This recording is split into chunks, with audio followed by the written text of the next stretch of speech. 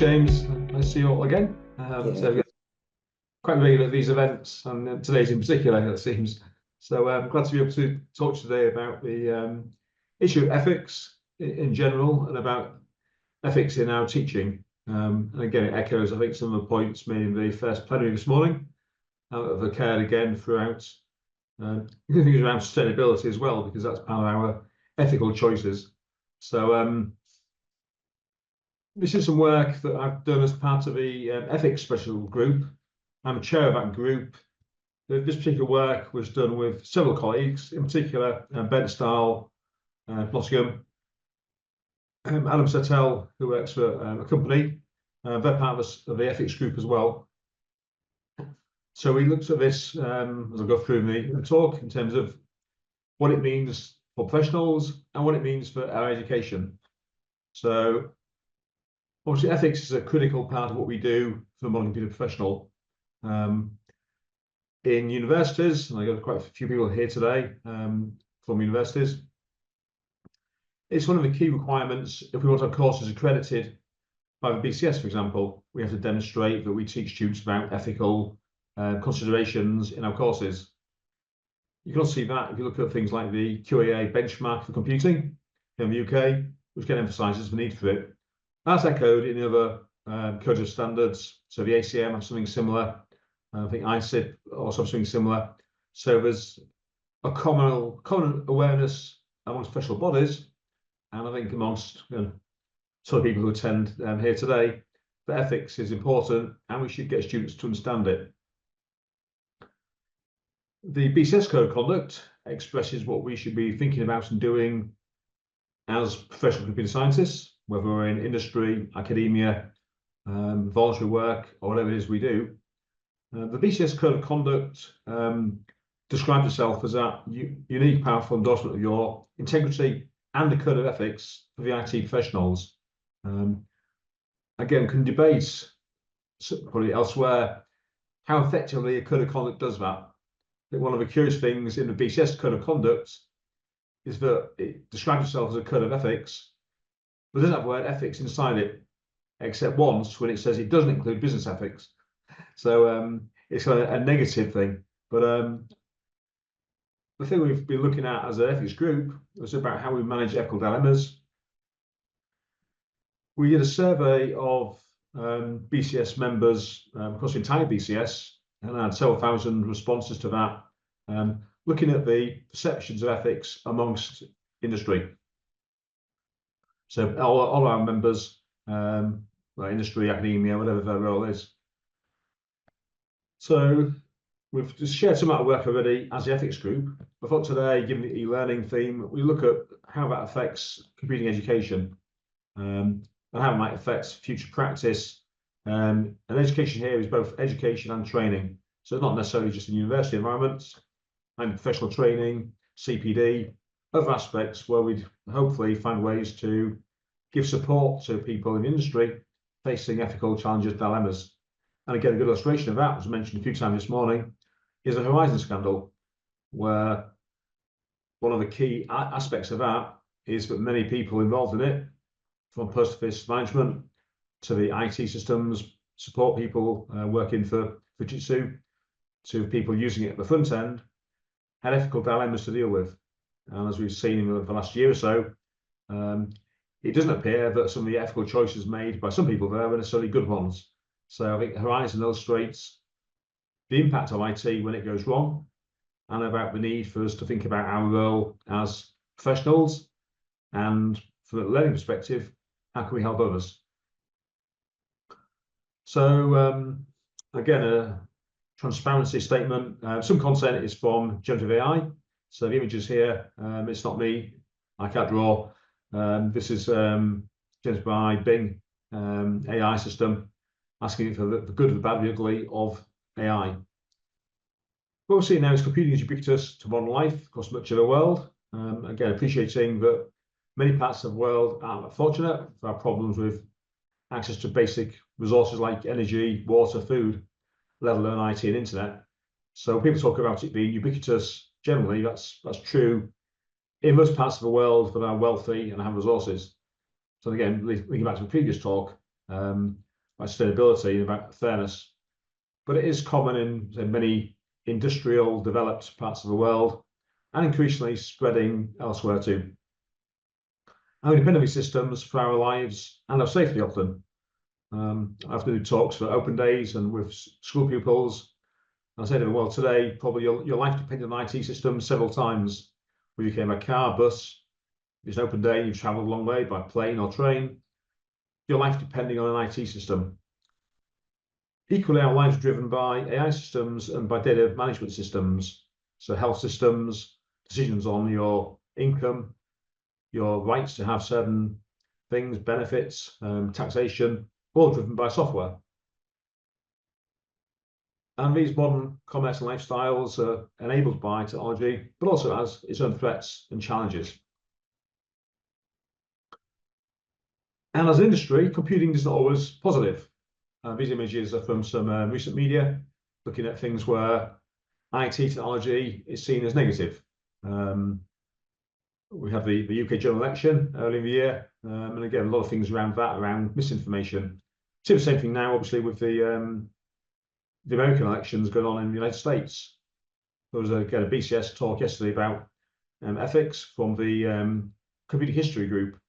They were looking a lot at that around the sort of fake media being created currently around Kamala Harris. A lot of fake media, fake videos about things that she's apparently done, which don't exist. It's not true, but it's spread because of AI and the ability to spread things via social media with no moderation, no control, and often little in terms of the ability to have a right to reply. There's the actual real-time system failures causing problems, which again are really concerning, like the Boeing 737 MAX. We're getting a faulty sensor combined with inappropriately designed software led to planes crashing, so people dying because of it. Again, the Volkswagen, other car companies, sort of diesel scandal, where software writers created programs that would help cars cheat on emissions testing. I'm going to use that into my lectures with students. And so basically, those software developers were killing people. I mean, this emissions isn't just for the sake of it. It's not just to make cars more expensive. It's to stop people having lung disease. So by cheating that, you are contributing to killing people. So that there's implications to ethical choices people made. And other things, well, data breaches, most of the scandals, as I say, Horizon 1 is a critical one. Another ones where just the IT systems are impacting the world in a way that's seen as negative. AI, again, to go back to the AI discussions earlier this morning, there are cases where AIs have been involved with crime in terms of encouraging behaviours. Or, in the example on the slide, there's a case in, I think it was Belgium, where a man was feeling, got his wife depressed, he was struggling with things. He was chatting to a chatbot as a way to have an impartial person to work with. These systems aren't designed ethically, they don't have safeguards in them. So if you ask it things like, should I do this? They'll often echo back, well, yes, that's a good idea. Or if you ask it a question, again, where I live in Hull here in the UK, if I asked it where would be a good place to jump from, it might say Humber Bridge because it's a high place. It doesn't think of the consequence of the action. It's not intelligent. It will answer a query. And so these ethical challenges we face as developers affect us, and equally for our students, for our colleagues, for those we train. How do we prepare them? As a specialist group, the ethics group, we're looking at this in terms of how we live alongside high-stakes computing, AI systems, and others. That analysis shows various concerns around this and various things that people expected to happen. So from our survey of, say, all the BCS members, we had a few thousand responses, so it's a reasonable good response rate. Most of them did feel that the UK should be taking a lead in shaping ethical standards around AI and other systems. Again, majority, 90%, felt that the ethical approaches of company mattered to them when looking at working companies or working for companies. I don't think they think that companies should publish ethical standards on how to use AI and other technology, and that we should have ways to demonstrate our own ethical credentials. So there are things which are positive signs that people see as important. Asking people have they faced ethical challenges. About 1 in 5 said yes, definitely.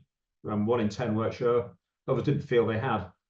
But again, that's a lot of people facing ethical challenges in their work. That was just over the last 12 months.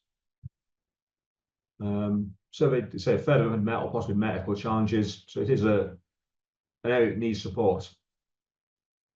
As I said, many of them thought it was important for companies to demonstrate that commitment to ethical approaches. So again, UK organisations wanting to employ people should think about having ethical policies and publishing them, as it can impact on recruitment and on business transactions. I think I would say that people should demonstrate their own ethical commitment and awareness. So some form of credentials. Again, the BCS does have some free badges. There's an ethical IT practitioner badge you can do for free if you want to. It's a short course, some questions at the end of it, and you get a digital badge to demonstrate you appreciate and understand ethical issues. There are other more specialist ones, so you pay for, which can demonstrate, for example, the ethical build of AI is a certified BCS course, which you can do for a fee. You're going to have yearly discussions about integrity. That's done as an online exam where you're monitored by a person through a webcam. So you are checked that you do that exam appropriately and aren't cheating, or obviously using another system. So they watch where you're looking, they know what browsers you have open, and it's a not quite Big Brother watching you, but it is a different sort of examination environment. In some sense, seems more rigorous than university ones at times. So whilst people think it's important that ethics is addressed, they have ethical challenges, we hope that companies will see that. What we found from members, so the survey was done towards the end of last year, but the feedback on that is a bit more concerning. So one of the respondents replied that the employee listened to their ethical concern and supported it. That was good.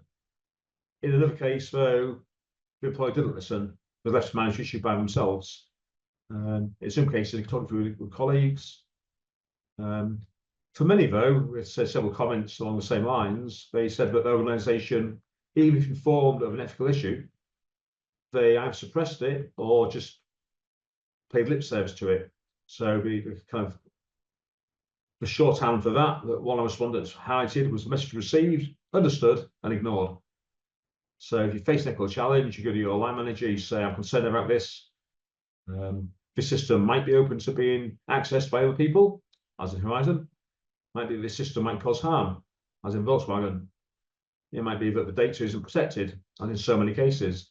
And yet the companies are saying, well, tell us about it, and we'll then file that in a filing cabinet that's been ignored. Or worse still, people were reprimanded for raising the issue. Again, the ethics group, we're looking at working with Whistleblowers UK on how to progress that. And there's a work happening in the BCS and elsewhere on how people can securely and safely raise concerns.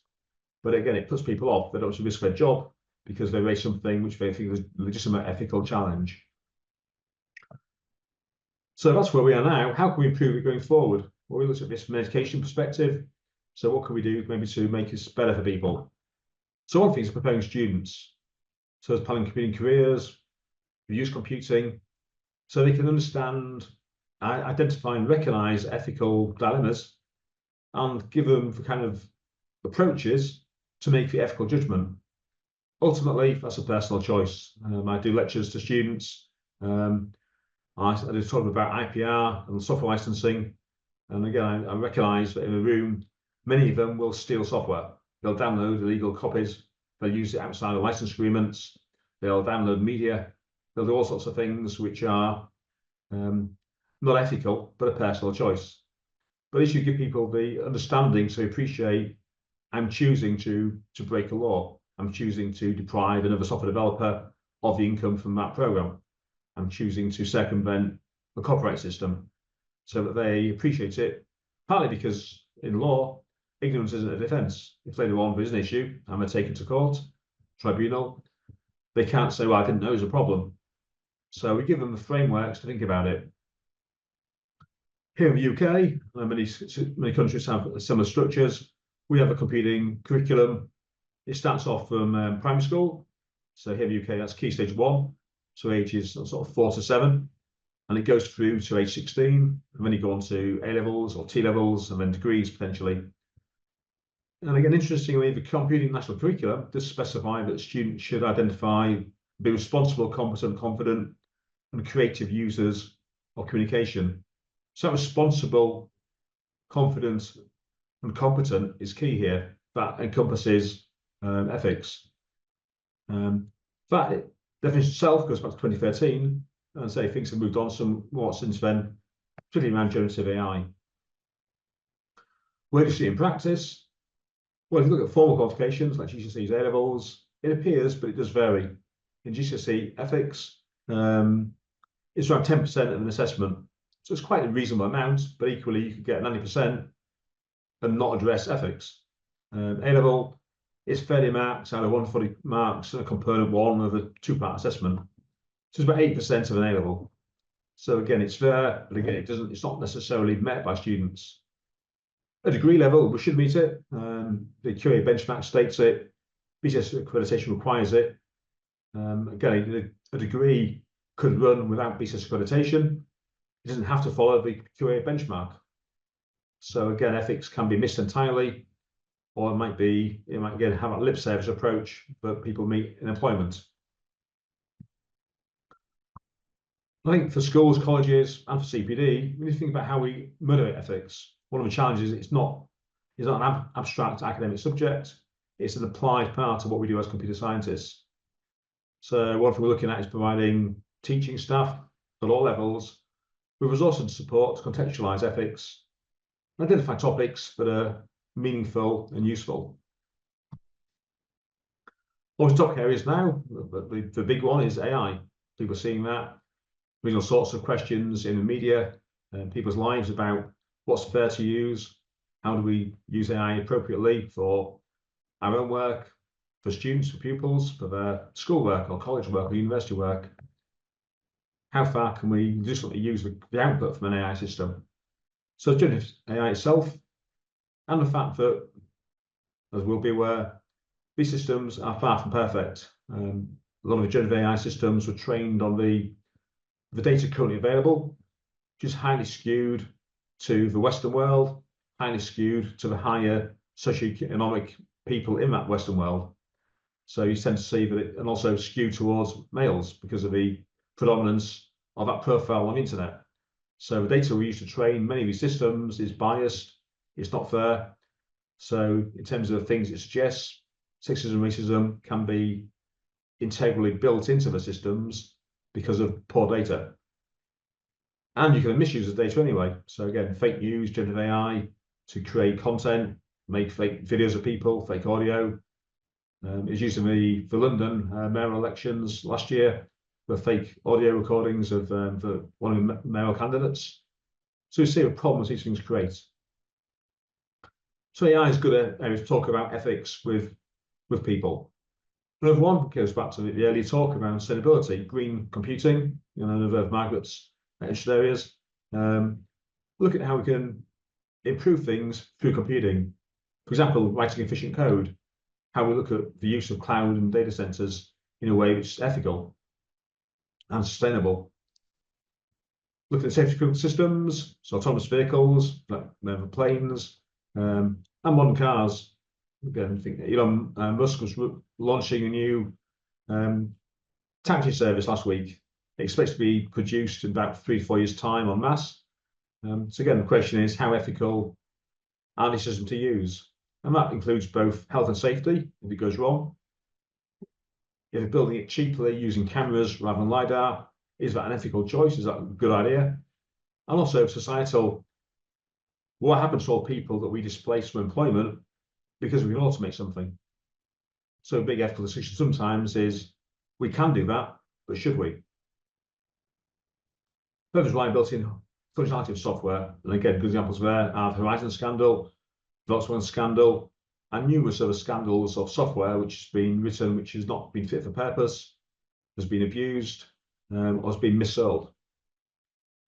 And then ethically, there's responsibilities. So as practitioners now, and for our students going forward, those who train in CPD courses, making sure that they understand their responsibilities for data protection, data security, and what happens when things go wrong.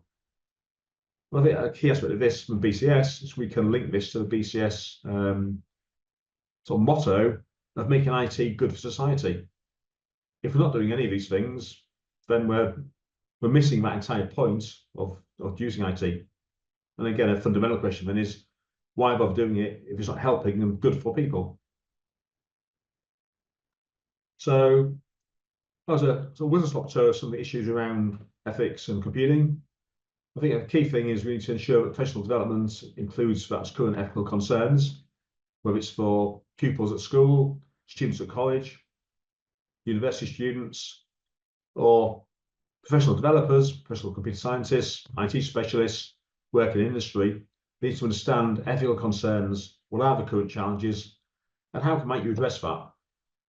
Thinking about these concerns, showing specialist knowledge so we understand that. So an AI system may be a black box, just a black box with limitations, and they understand the limitations and how to address them. Also looking at how we support non-specialists, so they understand this. Again, the UK national curriculum is for all pupils up to age 16. In theory, by 16, we should have all met some element of computing and understand that. Beyond that, it's no longer part of the national curriculum. So university students may never meet computing if not in a computing course. So who will tell them about the ethical challenges of the systems they're using to help them with coursework at university and in industry? The programmers, developers should be aware of limitations of systems we're using. Other people using Copilot, ChatGPT, Claude, do they understand the limitations? Do they understand the dangers of using content without checking it? And to make that happen for society, we again need to help teachers in understanding the importance of this and ensure that they're doing that in engaging with students from primary school through secondary into college and then university, so that over time the population has the knowledge and skills to use these systems safely, appropriately, and ultimately ethically. So that's the end of the sort of presentation part. About 5-10 minutes for Q&A. So I'm back to James. Thank you very much, Neil. That is wonderful. We have some 10 more minutes for the questions. The floor is open now. I already have one here, a question, from Margaret.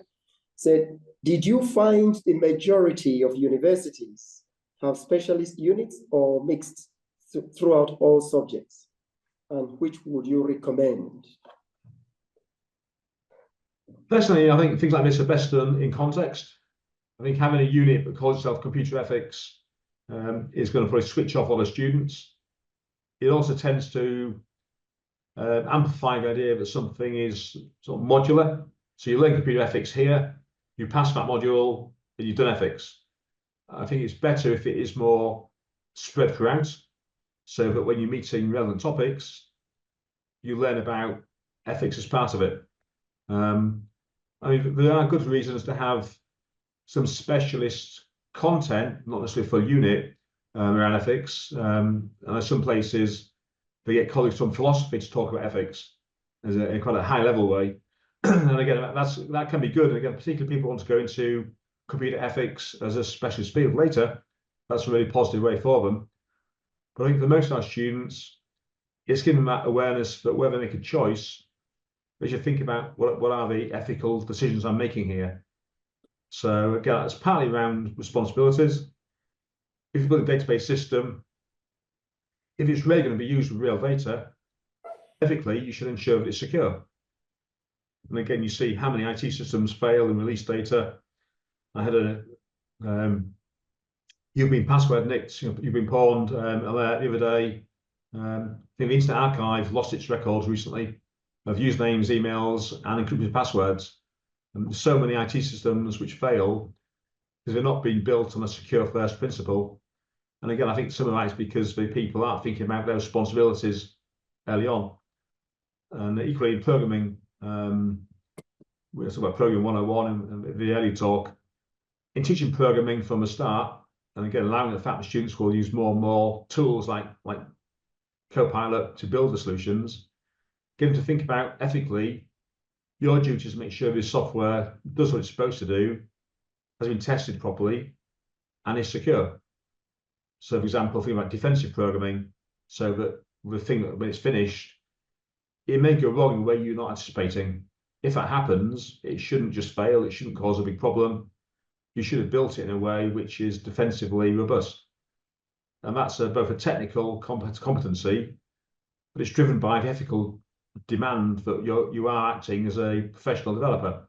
You're not building a quick solution, you're working to build something that people rely on. So I think personally, pushing it into as many areas as where it's relevant, which is really, it's probably most areas nowadays, is critical. We had a debate in my own school a couple of years ago. We were redoing our curriculum and looking at how we mapped BCS requirements into our modules. And obviously one of that is the legal, social, ethical, professional criteria. And again, in one sense, you think, well, nearly every module should have it. And the one colleague declared his module wasn't relevant to his module. Now, there are some modules where you might argue it's less relevant. His was AI. So I think the idea that an AI module has a legal, social, ethical, professional aspects is a curious one. He saw it very technically. His module was AI, but AI is inherently an ethical topic. Yeah. And I think that's where we have a challenge, though, is that some colleagues don't see that. And it's not an important aspect of what we do. And so I think, yeah, it's important to do it where we can, but equally we need to be aware that there's a challenge there. Or something there. Thank you very much, Neil. That has triggered something in my head. Let me see. There's nobody asking question yet.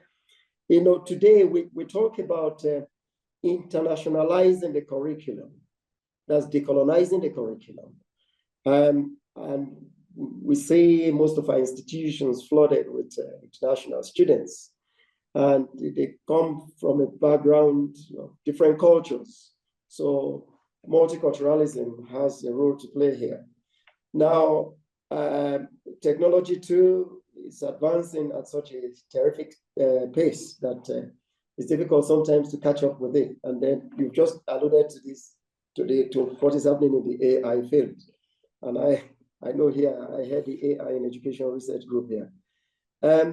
Now, with all this in mind, what do you think is the role of culture? How do we accommodate the cultural requirements in packaging knowledge in order to make the positive impact in education provision? Yeah, I think that's really important. I think we can maybe go back to the earlier talk about sustainability and about the sustainability itself and then the sustainability in the digital divide. I think that these are things we should be explicitly addressing in courses. I think explaining the sort of the multicultural nature of discipline, of the applications of it. When we create software now, it can be used globally with cloud computing.